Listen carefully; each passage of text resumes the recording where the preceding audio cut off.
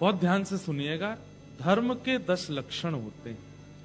ये लक्षण यदि किसी के अंदर हैं तो ही वो व्यक्ति धार्मिक माना जाता है। यदि इनमें से एक भी लक्षण उसके अंदर नहीं है और वो तिलक लगावे, वो कंठी पहने, वो सब प्रकार की क्रिया करे, वो धार्मिक नहीं माना जाएगा। धार्मिक मतलब, धार्मिक शब्द को चलो बाद में लीजिएगा, हरिप्रिय। हरिप्रिय मतलब हरि को जो प्रिय है। ठीक है, इनकी कुहुक अच्छी है, लेकिन फिर भी इनकी माताएं थोड़ा ध्यान दे लें, नए कुहुक कम करवा लें। उनको लगा महाराज जी ने खुली छूट तो दे दी, ले बेटा चिल्ला दे।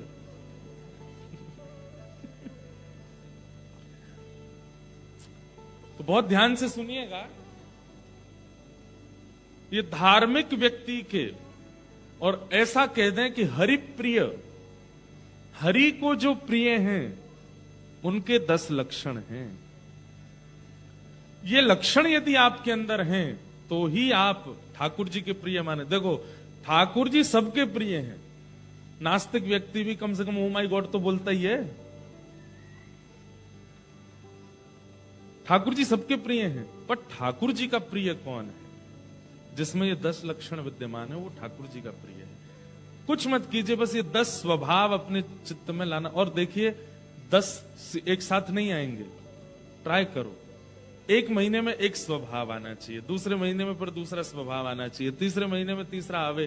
10 महीने बाद जब 11वां महीना प्रारंभ होगा ना, आपको अनुभव होगा। फिर आप हमको याद करोगे, फिर आप बोलोगे, हमारे भक्ति पथ ऑस्ट्रेलिया वालों से बोले महाराज जी को बुलवाओ कैनबरा, अब हमको कुछ अनुभव हो रहा है, कुछ फीलिंग आ रही है, कुछ स्वप्न ऐसे आते हैं, कुछ, क्योंकि हरिप्रिय बन जाएंगे तो ठाकुर जी अनुभव कराना प्रारंभ कर देंगे। इसलिए 10 लक्षण बहुत ध्यान से सुनो। धृति क्षमा दमुस्तेयम शौच इंद्रिय निग्रह धीर विद्या सत्यम क्रोध दशकम धर्म लक्षणम। ये 10 लक्षण, इन्हीं 10 पे हम बात करेंगे। इन्हीं के बीच में कोई भक्त चरित्र, व्रज की लीला, जो भी आएगा मन में सुनाएंगे आप। फोन के नोट्स में लिख लीजिए।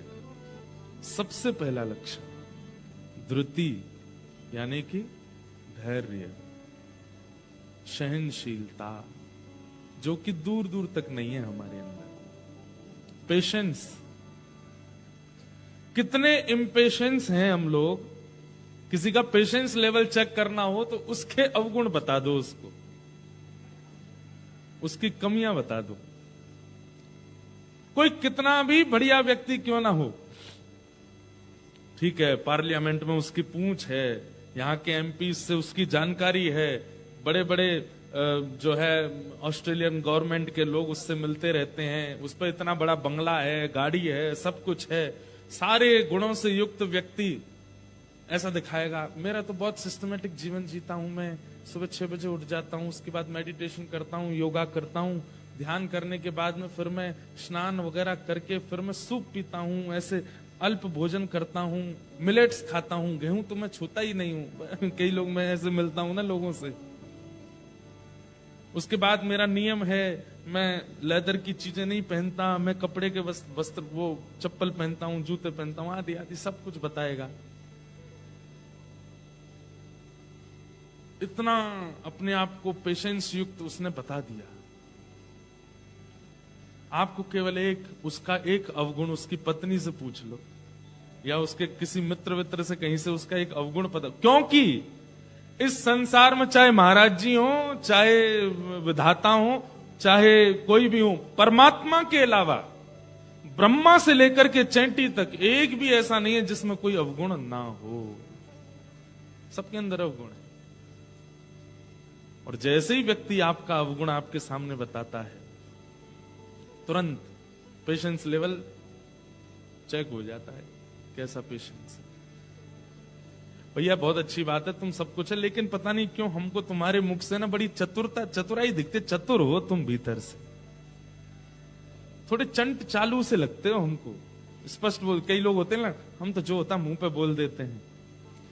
ऐसे लोग कभी किसी की सच्चाई बता दो, तुम तो ऐसे दिखते हो हमको, चेहरे का रंग बदल जाएगा, कहने का ढंग बदल जाएगा, मुखमंडल पे जितना ग्लो था ना सब लाल पड़ जाएगा।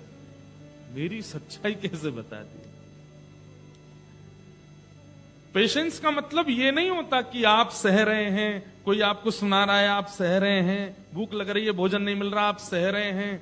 पेशेंस का मतलब होता है कोई आपके अवगुण बोल जाए और आप नेत्र बंद करके स्वीकार करके उस अवगुण को मान लें कि हाँ ये अवगुण मुझ में है और मुझे इस पर काम करना है। ये पेशेंस होता है। पेशेंस का मतलब स्थिरता नहीं होती, वह भी है पर वो करना इतना मुश्किल नहीं है। धृति, पेशेंस, ये पहला लक्षण है। 10 लक्षण सुन लीजिएगा, लेकिन वही बात है ना कि आप आगे के लक्षण सुनोगे तो ये वाला तो मुझ में है। पेशेंस भले ही नहीं है पर ये वाला तो मुझ में है। वही बात हो गई ना कि 10 सिद्धि हैं, 5वीं पे तो चढ़ जाऊंगा, पहली नहीं चढ़ पाऊंगा। ये कोई बात है? आपको जो ये लग रहा है ना कि आप 5वीं पे चढ़ गए हो, वो गलत फीलिंग आ रही है आपको। आप पहली नहीं चढ़ोगे तो 5वीं तक नहीं पहुंच सकते। वो केवल ऐसा कह लें कि वो केवल आपको लगता है कि आप उसमें निपुण हो, लेकिन आप उसमें निपुण हो नहीं, क्योंकि पहला नहीं होगा तो दूसरे पर नहीं, दूसरा नहीं तो तीसरा नहीं, तीसरा नहीं तो 5वां भी नहीं। इसलिए सबसे पहले पेशेंस। आज तक आप अपने शंकर जी की पूजा करते थे, महादेव की पूजा करते, ठाकुर जी की पूजा करते, गुरुदेव के द्वारा नाम जप करते, सूर्य अर्घ देते, सबके पीछे जो भी भावनाएं थी आपकी, जो भी कामनाएं थी आपकी, सबको एक तरफ कीजिए। कल से जो भी कुछ करेंगे उसके पहले सबसे पहले, हे ठाकुर जी मुझे धैर्यवान बनाओ, मेरे अंदर धैर्य आ जाए। आप अनुभव करेंगे कि ये 10 लक्षण अगर आपके अंदर आ गए ना, तो जितनी भी संसार की बाकी की वस्तुएं हैं, या जो भी आपकी इच्छाएं हैं, या जो भी मस्तिष्क में आपके कंफ्यूजन चल रहा है, जो भी कुछ है, सब कुछ व्यवस्थित होने लग जाएगा। सबसे पहले धैर्य। एक पक्षी होता है गौरैया, एक बार गूगल करके देखना उसको इंग्लिश में क्या बोलते हैं गौरैया पक्षी को। स्पैरो। स्पैरो तो हो गया, अच्छा, गौरैया छोटा सा होता है स्पैरो। एक कथा मैंने पढ़ी थी कहीं पे कि एक गौरैया पक्षी था, वो समुद्र के तट पर एक पेड़ पर छोटे से घोंसले में रहता था। गौरैया पक्षी मादा पक्षी थी, उसके छोटे छोटे अंडे थे घोंसले में। तो वो कभी कभी जाती थी उड़ करके, दाना आना चुग करके आती थी, शाम तक आकर के फिर अपने घोंसले में बैठती थी। आज जो भी था वो पा लेती थी, घोंसलों की अपनी देखभाल करती थी। वो बड़ी प्रसन्न थी, अब तो इतने दिन और रह गए, फिर मेरे अंडे खुलेंगे, इनमें से छोटे छोटे बच्चे निकलेंगे। हर माँ को एक प्रसन्नता रहती है, ऐसी जीवों को भी रहती है। वो प्रतीक्षा कर रही थी बस कि उसके जो घोंसले में अंडे हैं उनमें से बालक बाहर आएंगे। इतने में पता नहीं क्या हुआ कि एक ज्वार भाटा समुद्र में आया, जोर की लहर आई, और गौरैया गई हुई थी कहीं दाना चुगने के लिए, और उस लहर में पेड़ से वो घोंसला जो है वो बह करके समुद्र के अंदर चला गया। गौरैया पक्षी जब लौट करके आई तो उसने देखा कि उसका घोंसला नहीं है। तो हाथ जोड़ करके समुद्र नारायण से प्रार्थना करने लगी, आप इतने विशाल हैं, आप इतने बड़े हैं, आपका स्वरूप इतना बृहद है, हे समुद्र नारायण, मैं छोटा सा एक पक्षी हूं और मेरे छोटे छोटे अंडे हैं घोंसले में, और वो अभी डूबा नहीं है आपके अंदर, मुझे दिख रहा है वो तैर रहा है। आप कृपा करके एक ऐसी लहर लेके आओ ना कि ये घोंसला बाहर कर दो, मेरे बालक मुझे वापस कर दो। मुझे पता है कि ये बहुत बड़ी बात मांग रही हूं मैं आपसे, लेकिन आप यदि ये कर देंगे तो इसमें आपकी महानता है कि एक छोटे से पक्षी की आप बात सुन रहे हो। तो समुद्र नारायण प्रकट हो गए, समुद्र भगवान प्रकट हो गए, प्रकट होकर के जोर से हंसने लगे। हंस करके बोले, तुमने बोलने से पहले एक बार भी नहीं सोचा कि तुम किससे बोल रही हो? मैं समुद्र हूं, मेरा इतना विशाल रूप है, मैं इतना बड़ा हूं, मुझे फुर्सत नहीं है, और तुम छोटी सी पक्षी मेरे से कह रही हो घोंसला वापस कर दो। मतलब तुम सोच भी कैसे सकती हो ऐसा मुझसे बोलना? बोले, मुझे लगा कि आप इतने विशाल हैं तो आपका हृदय भी विशाल होगा, इसलिए बोल रही हूं। बोले, लौट जाओ, मुझ पर समय नहीं है, ये छोटी छोटी काम करने लग गया तो कितने लोग आ जाएंगे मेरे पास, हमारा ये कर दो, हमारा ये कर दो। लाखों करोड़ों की तादाद में मछलियां रहती हैं, वो सब कभी कभी बोलने लगेंगे हमारी ये बात मान जाओ। ऐसा थोड़ी होता है, स्तर पर बात की जाती है। थोड़ा अभिमान से समुद्र ने प्रत्युत्तर दिया। ध्यान से सुनना। गौरैया पक्षी ने बहुत प्रयास किए कि आप मान जाओ, नहीं माने। तो गौरैया पक्षी बोली, देखो आप नहीं मानोगे तो मैं आपको सुखा दूंगी। समुद्र नारायण बोले, तुम सुखाओगी मुझे? बोले, हाँ। कितनी सी हो तुम? एक लहर में तुम्हारे परखच्चे उड़ जाएंगे सारे, दिखोगे नहीं, अस्तित्व खत्म हो जाएगा, और मुझे सुखाओगी तुम? बोले, मैं सुखा दूंगी। कैसे सुखाओगी? तो गौरैया पक्षी छोटी सी गई और अपनी चोंच खोल के समुद्र का जल मुख में भरा और दूर जाकर के एक जगह खला दिया। बोले, ऐसे मैं पूरे जल को खला दूंगी, दूसरी तरफ तुमको सुखा दूंगी। समुद्र बोले, वाह, बहुत बढ़िया, करो, लगो। समुद्र नारायण तो हंस करके चले गए, लेकिन वो गौरैया पक्षी लगी, मुख में जल भरे, दूर फेंके, फिर भरे, फिर फेंके, फिर भरे, फिर फेंके। उसको देख करके दो चार गौरैया पक्षी और लगे। बोले, बताओ ये इतनी सी है, समुद्र को कम करने के लिए इसने ये बेड़ा उठाया, हो नहीं सकता हम जानते हैं, पर ये कर तो रही है फिर भी। और धैर्यता के साथ सब लगे हैं कार्य को करने में। गौरैया पक्षियों को देख करके अन्य पक्षी प्रजातियों ने सोचा, जब ये लग रहे हैं तो हम क्यों नहीं लगे? तोते भी आ गए, साथ में कोयल भी आ गए, कौवे भी आ गए, जितनी पक्षियों की प्रजाति, सबके मन में आया कि समुद्र सूख तो नहीं सकता, पर ये गौरैया जब हार नहीं मान रही है, इतने धैर्यवंत होकर के कर रही है, तो हम क्यों ना इसकी सहायता करें। सब लोग लग गए। देखते ही देखते पृथ्वी पर जितनी पक्षियों की प्रजाति है, सब एक साथ इकट्ठे हो गए, और किलोमीटरों अंदर तक समुद्र में केवल पक्षी ही पक्षी हैं। अपनी चोंच में जल भरते हैं और ले जाके बाहर फेंकते हैं। समुद्र हंस रहा है, बोले, करो, तुमको पता है तुम एक क्षण में जितना जल लेकर के बाहर फेंकते हो, उसका 1,00,000 गुना ज्यादा जल हर क्षण मुझ में आ भी रहा है, हजारों नदियों से। क्या कर लोगे इससे तुम? पक्षी सब बोले, हम करते रहेंगे, चाहे तुम बिल्कुल कम ना हो, धैर्य नहीं छोड़ेंगे। आकाश मार्ग में भूचाल आ गया, सारे पक्षी पृथ्वी से एक जगह इकट्ठे हो गए, समुद्र को हल्का करने में लगे। खबर पहुंची नारद जी के पास। नारद जी महाराज ने आकाश से देखा तो किलोमीटरों अंदर तक पक्षी पक्षी पक्षी पक्षी समुद्र के ऊपर है, चोंच में जल भरते हैं, किनारे पर ले जाके फेंकते हैं। एक जगह तालाब जैसा बन गया है समुद्र का। नारद जी महाराज ने मन में विचार किया कि ये समुद्र कभी हल्का हो नहीं सकता, समुद्र कभी सूख नहीं सकता। इसीलिए तो वो नारायण का स्वरूप माना जाता है, क्योंकि वो कभी खत्म हो ही नहीं सकता।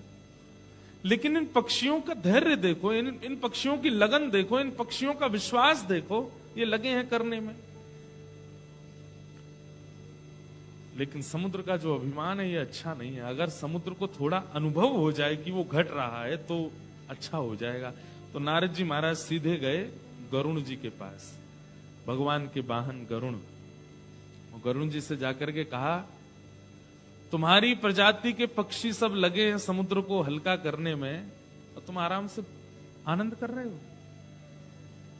गरुण बोला, मैं क्या कर सकता हूं, मुझे पता तो चला था, लेकिन इसमें कुछ हो तो सकता नहीं, पक्षी पागल हैं सारे, क्यों कर रहे हैं, हो ही नहीं सकता ये काम।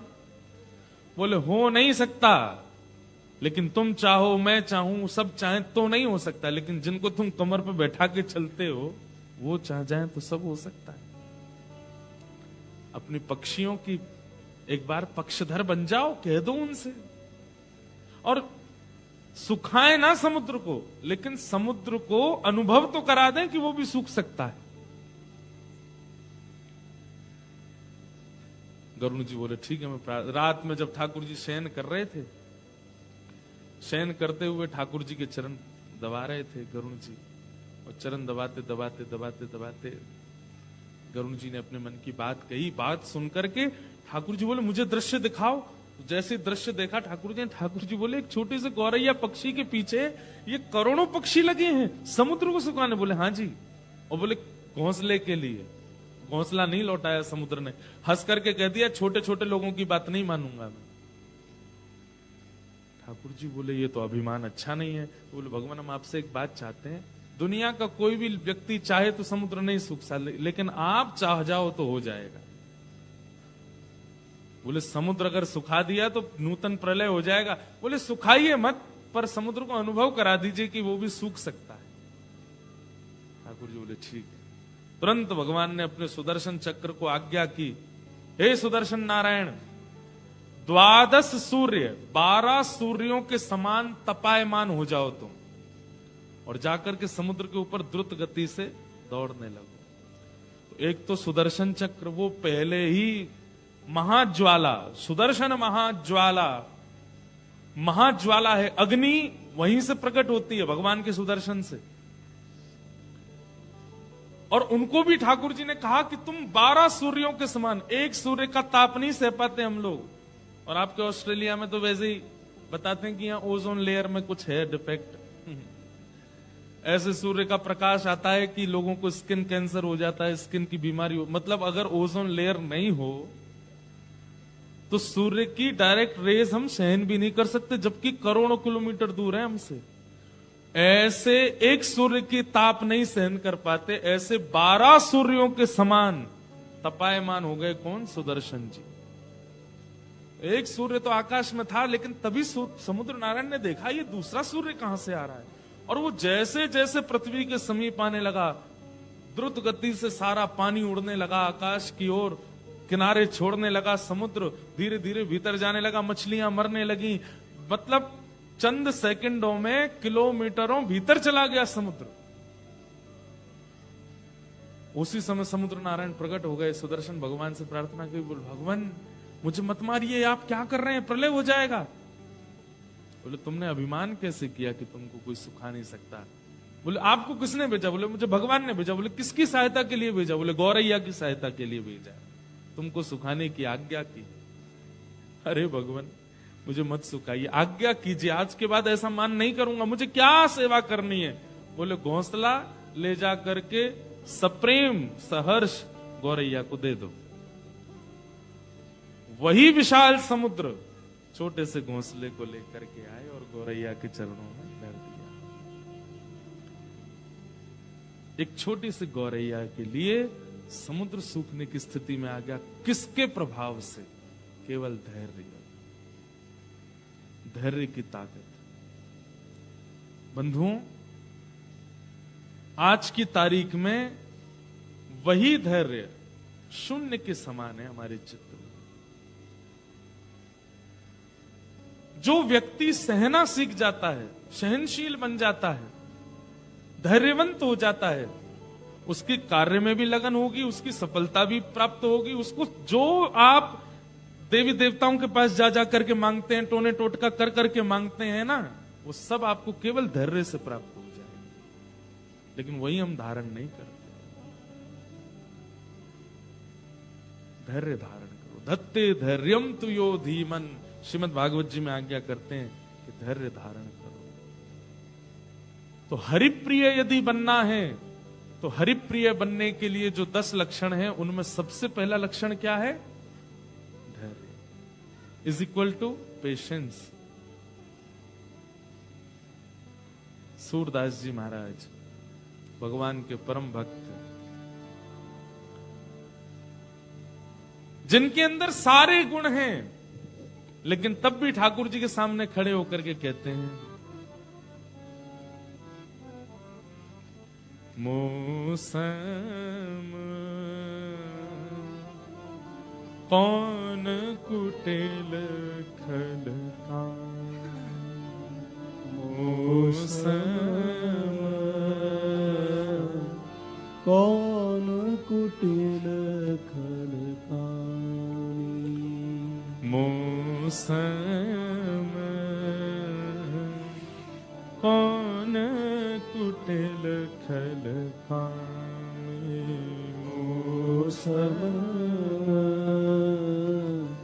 कौन कुटिल खलकानी, जो तन दियो ताहि बिसरायो, जो तर दियो ताहि बिसरायो, ऐसो नमक हरामी मौसम, ऐसो नमक हरामी मौसम, कौन कुटिल खलकानी, मौसम कौन कुटिल खलकानी। ये बात क्यों कह रहे हैं हम? सूरदास जी जैसा कोई कामी, अरे काम उनको स्पर्श नहीं करता दूर दूर तक, कुटिलता दूर दूर तक नहीं है सूरदास जी में, लेकिन फिर भी वो स्वीकार करते हैं कि मैं कुटिल हूं, मैं कामी हूं, मैं क्रोधी हूं, मैं लोभी हूं, और हम सब हैं, फिर भी स्वीकार नहीं करते। हमारे अंदर सारे अवगुण हैं। कथा में जब वक्ता बताते हैं ना कामी व्यक्ति के लक्षण, क्रोधी के लक्षण, तो लोग बाग चर्चा करते हैं, ये हमारे पड़ोस में एक रहता, उसमें ऐसा ही है, वो ऐसा ही। हमारे एक दूर के फूफा जी हैं, उनमें यही वाला लक्षण है, और तुम में, हम तो परम पवित्रम, हम में कुछ नहीं। भैया जैसे रोज शीशा देखते हैं ना, तो शीशा में अपने आप को देख करके अपने बाल ठीक कर लेते हैं, अपनी आंखें ठीक कर लेते हैं, अपने गाल ठीक कर लेते हैं, अपने वस्त्र ठीक कर लेते हैं, फिर हम निकलते हैं। ऐसे ही ये सत्संग जो है ना, ये कथा जो है ना, ये गुरुवाणी जो है ना, ये क्या है? ये दर्पण है, ये आपके अंदर की स्थिति दिखाती है। यहां देख करके स्वीकार किया करो और उसमें परिवर्तन करने की इच्छा लाया करो। तो हरि प्रिय यदि बनना है, ठाकुर जी का प्रिय यदि बनना है, तो सबसे पहला लक्षण क्या है? धैर्य। किसमें धैर्य नहीं था? मुझे एक नाम बता दीजिए आप कि इसने बिल्कुल धैर्य नहीं था और इसको ठाकुर जी मिल गए। मीराबाई। कितनी प्रतीक्षा की मीराबाई ने, पता है आपको? कल ही मैं बता रहा था सिडनी में, एक दिन प्रतीक्षा करी, 1 महीना, 1 साल, 1 जन्म, 2 जन्म नहीं, 1 युग। कितने? 1 युग। द्वापर में ठाकुर जी ने कहा था कि मैं तुमको मिलूंगा, जब ये माधवी नाम की गोपी थी। और कब जाके मिले ठाकुर जी? कलयुग में, जब ये मीरा बन करके है, तब ठाकुर जी मिले। 1 युग तक ठाकुर जी ने प्रतीक्षा करवाई, और प्रतीक्षा वही कर सकता है जिसमें धैर्य हो। सबरी के गुरुजी चरण दबा रही थी। सबरी अपने गुरुदेव से कहती है कि मुझे सबने तुच्छ ही समझा, मुझे आज तक सबने बुरा भला ही कहा गुरुदेव, तो अब तो मुझे ऐसा लगने लगा है कि जो लोग मेरे बारे में बोलते हैं मैं वैसी ही हूं क्या? मुझे कभी ठाकुर जी नहीं मिलेंगे। गुरुदेव कह गए थे, बोले सबरी तू बस प्रतीक्षा कर, ठाकुर जी मिलेंगे। बंधुओं, कितने साल प्रतीक्षा की सबरी ने। हम आप सब लोग तो प्रतीक्षा ही नहीं कर पाते। इस बार हम एडिलेड नहीं जा पाए। एडिलेड से इतने फोन आए, मेरे को लगता है मेलबर्न, सिडनी, सब जगह के फेल हो जाते, इतने वैष्णव हैं एडिलेड में। एक ज्यादातर सिडनी आ गए, मेलबर्न आ गए लोग कथा सुनने एडिलेड से। तो एक व्यक्ति मुझसे आके बोला, महाराज जी अगले साल आओगे ना? मैंने कहा हाँ देखेंगे गिरधर। अगली साल अगर आप नहीं आए तो मैं मैं वचन ले लूंगा, मैंने क्या आपकी कथा ही सुनना बंद कर दूंगा, क्योंकि सुनेंगे तो तड़पेंगे और आप आओगे नहीं। तो मैंने कि भाई तू 1 साल में इतनी हो जाएगी तेरी स्थिति। सबरी को तो छोड़ देने चाहिए थे राम जी। राम जी ने 500 साल लगाए सबरी को दर्शन देने में, और इतने दिन तक हर दिन एवरी डे, 2-3 दिन नहीं, एवरी डे। सबरी का नियम क्या है? रोज जाती है और वन से जाके पुष्प तोड़ के लाती है। हर दिन उस मार्ग को सजाती है जहां से राम जी को आना है। हर दिन खिचड़ी बनाती है, हर दिन हलवा बनाती है, हर दिन रोटी बनाती है, और बना करके सब कुछ तैयारियां करके प्रतीक्षा करती है, आ रहे होंगे। और जैसी संध्या हो जाती है, राम जी नहीं आते, झाड़ू से सारे पुष्पों को बीन लेती है। जो सामग्री बना के लाई उसको संतों में बांट आती है, कुछ वंचर जीवों को खिला देती है, जो बचता है स्वयं पा लेती है। और फिर रात में सब व्यवस्थित करके आएंगे, कल आएंगे ठाकुर जी, सो जाती है। फिर अगले दिन प्रतीक्षा करती है। हम में धैर्य है कहां? आज ठाकुर जी मिलते क्यों नहीं है हम लोगों को? क्योंकि धैर्य नहीं है। अब भी चाहिए। हनुमान चालीसा बोली तो अभी मेरा सिर दर्द ठीक होना चाहिए। अभी अभी मैंने गुरु दीक्षा ली है, मुझ पर अभी ही कृपा होनी चाहिए। भाई हम लोग क्या है, एलोपैथी के इतने ज्यादा अधीन हो गए कि इंजेक्शन लगते ही असर होना चाहिए। तिलक लगा लिया, वृंदावन हुआ है, दर्शन कर आए, अब तो हमारे जीवन में सुखी सुख होना चाहिए, फिर भी दुख आ रहा है। वृंदावन हुआ है, वापस लौट करके ऑस्ट्रेलिया आए, एयरपोर्ट से जैसे ही आ रहे थे, सामान उतारने में और फ्रैक्चर आ गया पैर में। मैंने कोई अपराध कर दिया, श्री जी नाराज हो गई मुझ पर। इतनी जल्दी डिसीजन ले लिया आपने। धैर्य नहीं है हमारे चित्त में। एक बहुत सुंदर पद है, गाएं? आप लोगों को गाना पड़ेगा, भजन नहीं है, पद है, बहुत प्यारा पद है। जामग मेरो गिरधर आवे, जामग मेरो गिरधर आवे, पलकन सोमग झाड़ू मेरे, पलकन सोमग झाड़ू। समझ में आ रहा है? ब्रज भाषा में है, पलकन सो मग झाड़ू। जैसे आपके घर कोई आते हैं तो आप पूरे, आजकल लोग क्या करते हैं, वो लैंप लगा देते हैं, उस मार्ग को साफ कर देते हैं, झाड़ू लगा देते हैं, पोंछा कर देते हैं। कोई संत आवे, कोई रसिक आवे, पुष्प बिछा देते हैं। बहारों फूल बरसाओ मेरा महबूबा है। बारात जब जाती है तब भारत में देखने लायक मंजर होता है। दुल्हा जब घोड़ी पर बैठ करके जाता है, सेहरा वेरा बांध करके, क्या कैसा भी हो बेचारा,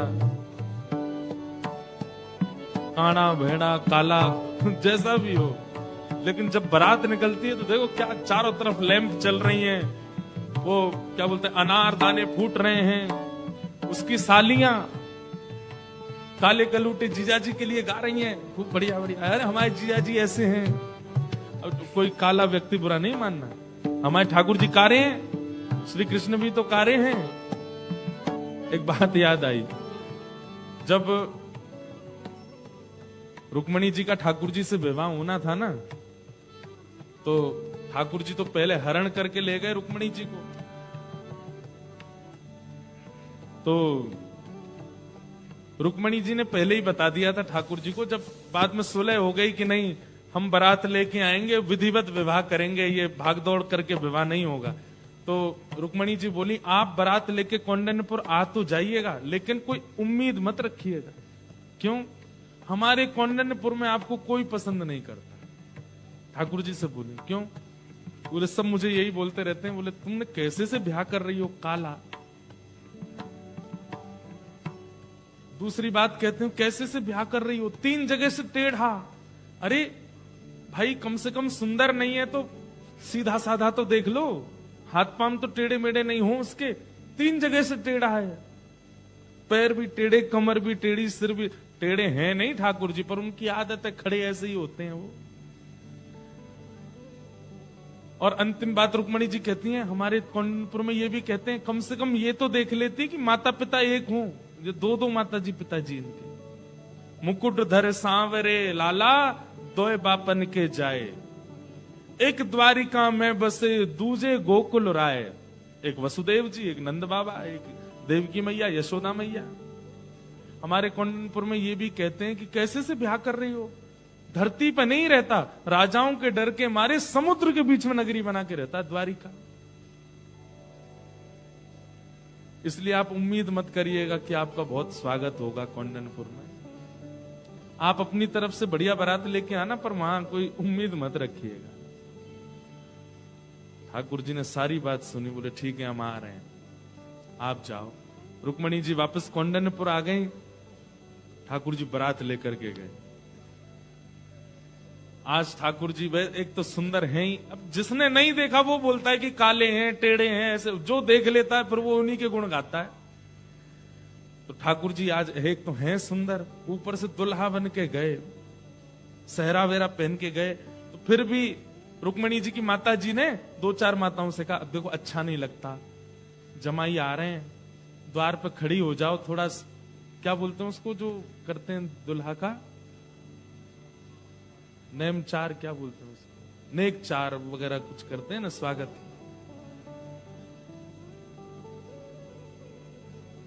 दो चार माताएं तो चली जाओ बाहर, पुष्प वर्षा कर देना। तो जो माताएं बाहर गई ना, वो भी मुरझे हुए फूल लेके गई। बोले कार्य पे क्या डालना है, ऐसे डाल देंगे, अब खाना पूर्ति तो करनी है। मतलब किसी का मन था ही नहीं कि रुक्मणी जी का विवाह कृष्ण से हो। बारात आई, सब यदुवंशी नाच रहे हैं। अब यदुवंशी तो सब सुंदर, लोग बात करें, बोले यदुवंशी तो सब सुंदर हैं, बोले यही सुंदर हैं, वो सुंदर नहीं है, काला है, हमने सुना है काला है, ऐसा है वैसा है। लेकिन जैसे ही ठाकुर जी आए घोड़ी पे बैठ करके, त्रिभुवन कमनम तमाल वर्णम रविकर गौरवरांबरम दधाने वपुललककुला वृताननाब्जं विजय सखे रतिरस्तु मेन वद्य। नियम ऐसा है कि जब बारात आती है तो माताएं गारी गाती हैं, जमाई को गालियां देती हैं, वो सगुन होता है गारी सुनाना। तो गारी गा रही थी बेमन से, तुम ऐसे हो, तुम वैसे हो, आदि आदि। इतने में कहा, अरे बारात आ गई, देखो दुल्हा देख तो लें। अरे कहा देखना उसको, अरे देखो तो एक बार। जैसे ही उन्होंने ठाकुर जी को देखा, हमारे ठाकुर जी एक तो सीधे सीधे दिख जाएं तो ठीक भी है, लेकिन ये जबरदस्ती ऐसे मुख करके तिरछी नजर से अगर देखें, कटाक्ष नेत्रों से, तो हालत ही खराब हो जाती है। जबरदस्ती उन गोपियों को ऐसे ही देख रहे हैं जो कौंडनपुर की इनकी सालियां बनने वाली हैं, उनको ऐसे ऐसे करके ये ऐसे कटाक्ष नेत्रों से देखें और ऐसे अपने नेत्रों को घुमावें। बस वो नेत्र देख करके सबकी जीभ पलट गई, और जो गारी ठाकुर जी को देनी थी वो रुक्मणी जी के पिताजी को देने लगी, सब जो जमाई को देनी थी वो ससुर जी को देने लगी। और दौड़ करके सब बस किसी कोई पैर कहीं रख रही है, जा कहीं रही है, बोल कुछ रही है, निकल कुछ रहा है, ऐसी स्थिति सबकी हो गई। और सब दौड़ करके रुक्मणी जी के पास गई, बोले अरे रुक्मणी तेरे भाग्य की क्या था? बोले क्यों? बोले बारात आई, दुल्हा देखे हमने। अरे कौन के ये कारे हैं, कौन के ये ऐसे हैं, कौन के टेढ़े हैं? अरे ये वैसे कार्य नहीं है, ये काले हैं तो ये कृपा है हमारे ऊपर, ये गोरे होते तो प्राणी निकल गए होते इनको देख के। ये सीधे नहीं है, ये कृपा है हमारे ऊपर। ये टेढ़े मेढ़े हैं, त्रिभंग बन करके खड़े हैं, ये लचक लचक के चलते हैं, ये कृपा है। अगर ये सीधे चलते तो गले काट काट करके न्योछावर कर देते इनके ऊपर। हमारे ब्रज में कहते हैं कृष्ण लला तुम होते लली तो गरे कट जाते करोड़न के।